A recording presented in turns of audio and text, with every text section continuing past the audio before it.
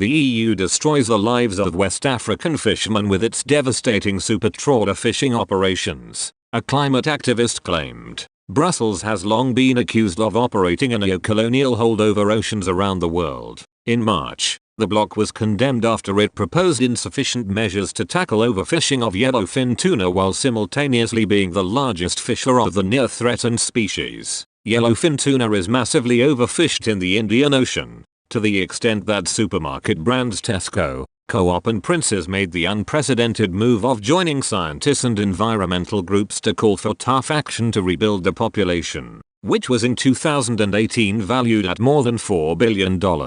These sorts of fish, as well as countless others, are swept up by enormous super trawlers that stay at sea for weeks on end and spread vast nets, catching thousands of tons of fish at a time. Netflix's recent controversial documentary, Seaspiracy, shed light on many of the fishing industry's rogue dealings in oceans around the world, which has led to the serious degradation of the seas and its various ecosystems. George Monbiot, the climate activist, spoke during the documentary and has since commented on a series of false scientific claims made in it, appearing on Sky News this week alongside Terry Portman, co-founder of Call for Fish, which aims to get more people eating British-sourced fish. Mr. Monbiot focused his attention on the EU and the extent to which it has affected the lives of fishermen in less well-developed countries. Ms. Portman accused Mr. Monbiot and Seaspiracy's makers of not thinking about the communities who rely on fishing, after he suggested that people must give up eating fish to save the oceans.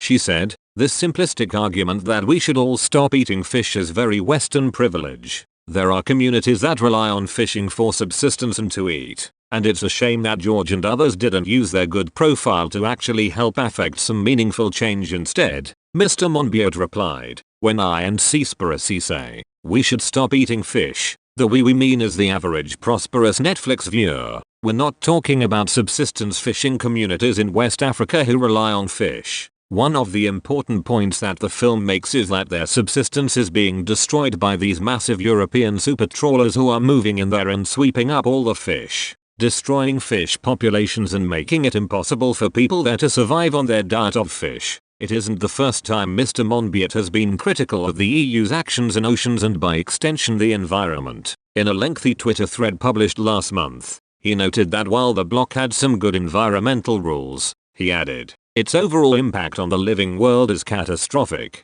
Noting the yellowfin tuna catastrophe, he continued, "This is just the latest of its many assaults, subsidized piracy, that has so far resisted all attempts at redress. The EU's Common Agricultural Policy, CAP, by far the biggest item in its budget, is one of the most destructive forces on Earth. The perverse incentives it creates have destroyed hundreds of thousands of hectares of prime habitat. The same goes for its biofuel incentives, which have wrecked forests from Indonesia to Estonia. It ignored all the warnings. Trying to change these policies involves battling through almost impenetrable layers of bureaucracy and resistance. The problem seems to be that governments can hide behind the European Council and European Commission. On behalf of corporate lobbyists, they quietly push through policies they would never dare to propose at home." He joins a long list of liberal climate activists like Greta Thunberg who have in recent years condemned the EU's ruinous impact on the environment and lack of action to